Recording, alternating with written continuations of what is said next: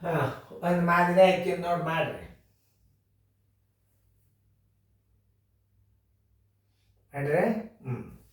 ನೋಡ್ರಿ, 1,000 ರೂಪಾಯಿ ವಸ್ತುವನ್ನು ಅಂದ್ರೆ ಕೊಂಡಬೆಲೆ ಅಂತ ಮಾರುವುದರಿಂದ ಅಂತ ಸ್ವಚ್ಛ ಹೇಳಿರ್ತಾವ. ವಸ್ತುವನ್ನು ಬೆಲೆಯ 1,000 ರೂಪಾಯಿ ಬೆಲೆ ಒಂದ ರೇಡಿಯೋವನ್ನು ಅಂದ್ರೆ ಅದು ಏನು ಕೊಂಡಬೆಲೆ.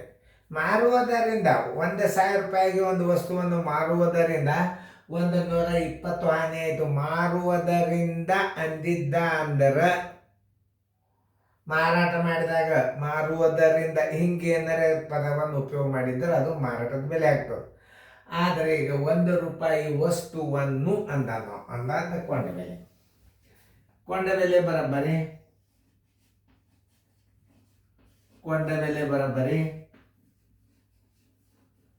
1,000 ರೂಪಾಯಿ. ಮುಂದೆ ಹಾನಿ ಅದ, ಅದು ಒಟ್ಟು ಹಾನಿ ಅದ. ಇದು ನೆನ್ಪಿಟ್ಕೋರಿ, ಹಾನಿ ಎಷ್ಟು? 120 ರೂಪಾಯಿ. ಶೇಕಡ ಹಾನಿ ಬರೋಬ್ಬರಿ ಎಷ್ಟು?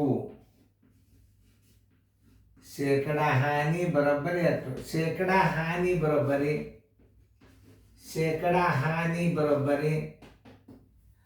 100 ಗುಂಡ್ಲೆ ಹಾನಿ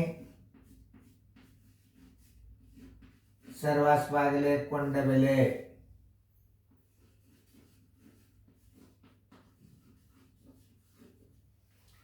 100 ಗುಂಡ್ಲೆ 120, 120 ಸರ್ವಾಸ್ ಬಾಗಿಲೆ 1,000 ಕೊಂಡಬೆಲೆ.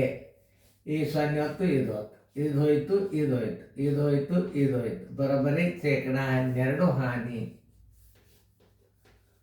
ಆನ್ಸರ್ ಬರೋಬ್ಬರಿ ಶೇಕಡ 12 ಹಾನಿ.